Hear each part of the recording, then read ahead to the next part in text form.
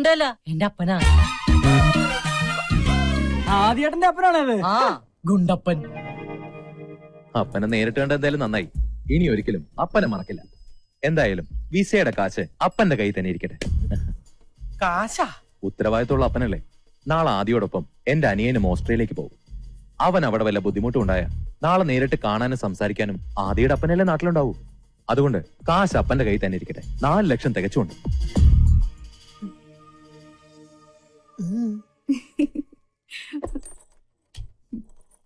എന്റെ കൃഷ്ണ, എന്നാലും ഇതൊരു വല്ലാത്ത അബദ്ധമായി പോയി എന്റെ മോനെ. ഇവിടുന്ന് എന്ത് പറഞ്ഞിറങ്ങിയ ആളാ അവസാനം അവരുടെ കയ്യിൽ നിന്ന് കാശും വാങ്ങി വന്നിരിക്കുന്നു. അമ്മ അപ്പനെ കളിയാക്കല്ലേ. ഏതൊരു അപ്പനൊരു അബദ്ധമൊക്കെ പറ്റില്ലേ? അതാടാ, എനിക്ക് ഒറ്റ അബദ്ധം പറ്റിയിട്ടുള്ളൂ.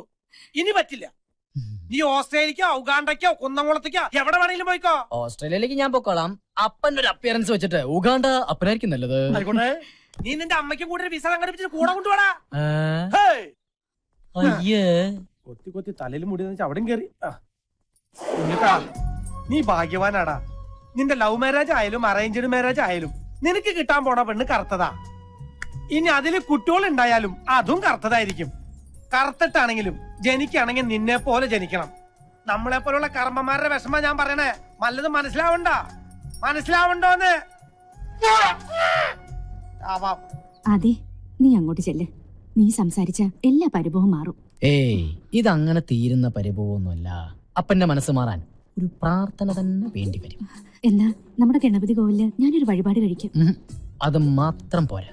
നമ്മുടെ ഇടവകയിലെ വികാരിയച്ഛനെ വിളിച്ച് അപ്പന് വെള്ളം ഇറങ്ങാൻ വേണ്ടി തന്നെയാ. എന്തായാലും വേണ്ടില്ല. കുറെ കള്ളും കോഴിയും കിട്ടിയപ്പോ നിന്റെ അച്ഛന്റെ പരിഭവം മാറിയല്ലോ. മാറി.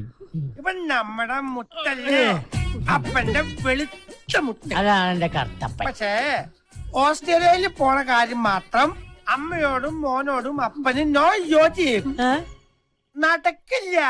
അപ്പോഴായാലും ഇപ്പോഴായാലും അപ്പൻ കെട്ടിപ്പിടിച്ചിരുന്നു.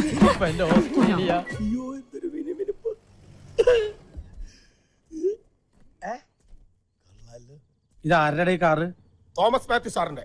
ഏത് തോമസ് മാത്യു? ആദിയുടെ സ്പോൺസർ. അങ്ങേരെ ആസ്ട്രേലിയക്ക് പോകാനുള്ള വിസയുമായി വന്നതാ. ഞങ്ങൾ ആദ്യം ഒന്ന് ആസ്ട്രേലിയക്ക് പോയിച്ചു വരട്ടെ. ഈ വീട്ടുമുറ്റത്തും കിടക്കും ഇതുപോലൊരു കാറ്.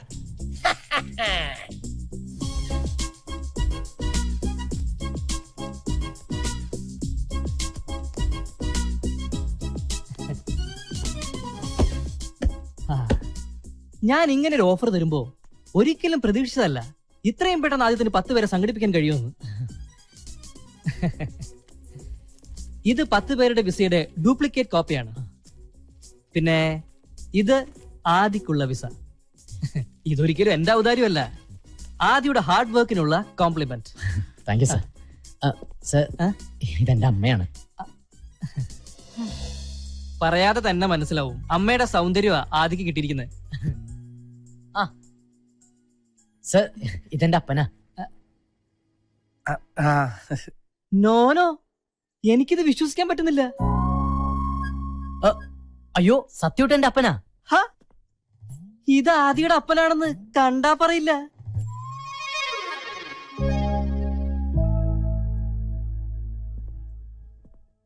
ഈ പ്രായത്തിൽ ഇത്രയും മുതിർന്ന മകനോ? ആദിയുടെ ഫാദർ വളരെ യങ് ആണ്. Anyway, you are lucky. Adi, ഇപ്പൊ വരാപ്പാ. അവന് പോകാനുള്ളതെല്ലാം ശരിയായി. ഇപ്പൊ സന്തോഷിക്കല്ലേ വേണ്ടത്? എന്നിട്ടെന്താ ഇങ്ങനെ മുഖം കറുപ്പിച്ച്? അതിന് എന്റെ മുഖം വെളുത്തിട്ടല്ലോ ലക്ഷ്മി. അവനൊരു നല്ല ഭാവി ഉണ്ടാവണം തന്നെ എന്റെയും പ്രാർത്ഥന. പക്ഷേ നമുക്കിടയിൽ അവനില്ലാത്തൊരു ദിവസത്തെ കുറിച്ച് എനിക്ക് ചിന്തിക്കാൻ പോലും പറ്റണില്ല.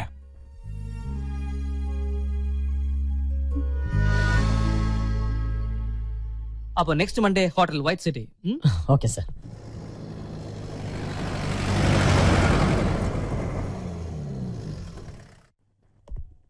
Good morning sir. Morning. One mister Thomas Mathew, room number 105. 1 second sir. Sorry sir, Thomas Mathew എന്നൊരാളിവിടെ റൂം എടുത്തിട്ടില്ല.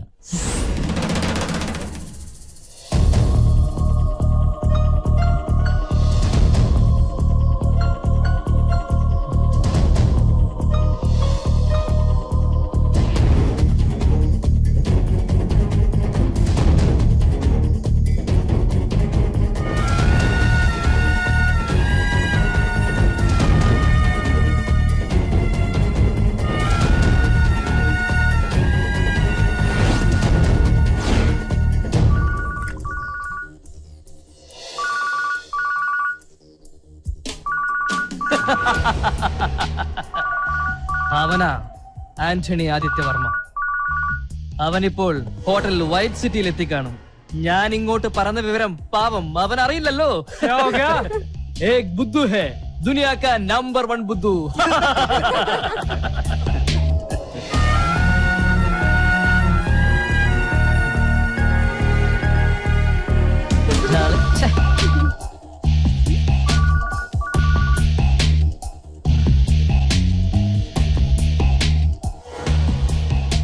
ആന്റണി ആദിത്യവർമ്മ. ഗാവോ പിയോ മസ്സ കരോ.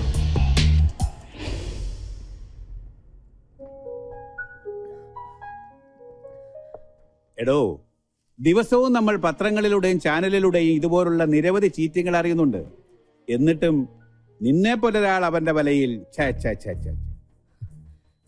വ്യാജ മേൽവിലാസവും മരിച്ചുപോയ ഒരാളുടെ പേരിലുള്ള മൊബൈൽ ഫോണും അവൻ നിന്നെ സമർത്ഥമായി കബളിപ്പിച്ചിരിക്കുന്നു. സാറിന് എന്തെങ്കിലും ചെയ്യാൻ പറ്റുമോ? ആദിത്യ, നീ തന്ന പരാതിയിന്മേൽ അന്വേഷണം നടക്കും. ഇനി അവൻ പിടിക്കപ്പെട്ടാലും അവന്റെ പേരിൽ സ്വത്തില്ലെങ്കിൽ അവന് കിട്ടാൻ പോകുന്നത് കുറച്ചു കാലത്തെ ജയിൽവാസം. അതുകൊണ്ടൊന്നും നീ മീഡിയേറ്ററായി വാങ്ങിക്കൊടുത്ത 40 ലക്ഷം രൂപയുടെ ഉത്തരവാദിത്വത്തിൽ നിന്ന് നിനക്ക് ഒഴിഞ്ഞു മാറാൻ പറ്റുമോ?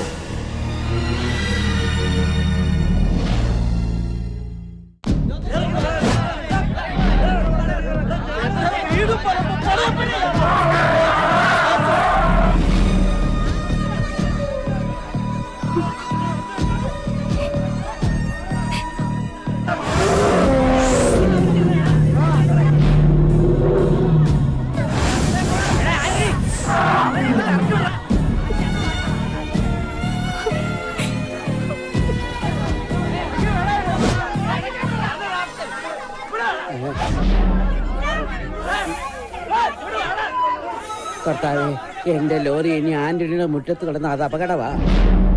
എടുത്ത് മാറ്റിക്കളയാം. ഇനി അവൻ ഈ വളയം പിടിക്കണ്ട.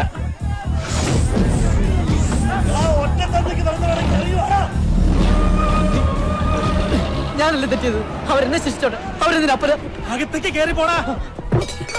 ഇനിയെങ്കിലും അപ്പം പറയണൊന്ന് കേക്കടാ.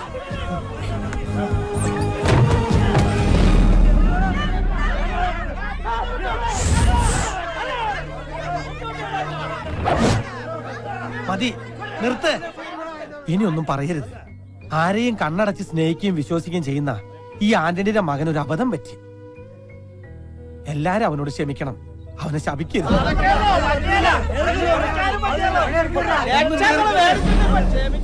ഞാൻ പറയട്ടെ, കർത്താവിന് നിരക്കാത്ത ഒന്നും ഞാൻ എന്റെ കുടുംബം ചെയ്തിട്ടില്ല. ഈ വീടും സ്ഥലം വിറ്റിട്ട് ഞാൻ നിങ്ങളുടെ കാശ് തരും.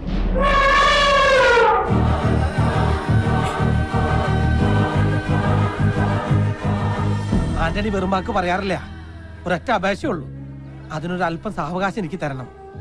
എല്ലാരും പിരിഞ്ഞു പോണം. ആന്റണി പറഞ്ഞിട്ട് പോവാ. മാറ്റങ്ങളെ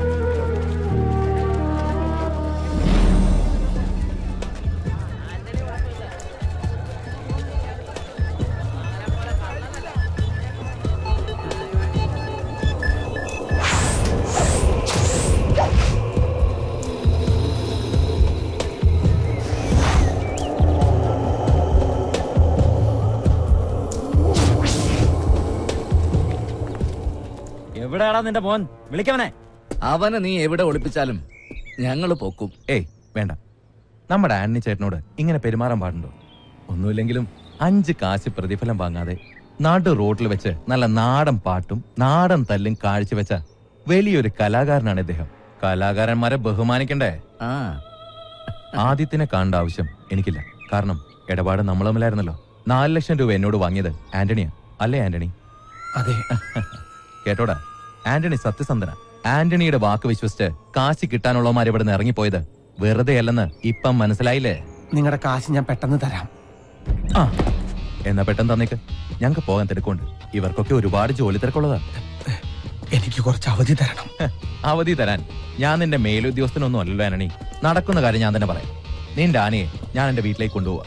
ഇനി മാടമ്പാട്ട് തറവാട്ട് മുറ്റത്ത് നിൽക്കട്ടെ. എന്തേ അടങ്ങി നിക്കടാ. തടയാൻ വരരുതാനണി. തടയാൻ വന്നാ ഈ മുറ്റത്തിട്ട് എല്ലാത്തിനും വെട്ടിനുറുക്കി ചോര കൊണ്ട് എന്നെ കണക്കെഴുത്തള്ളും. വിളിക്കണം നമ്മുടെ ആന ഡ്രൈവറെ.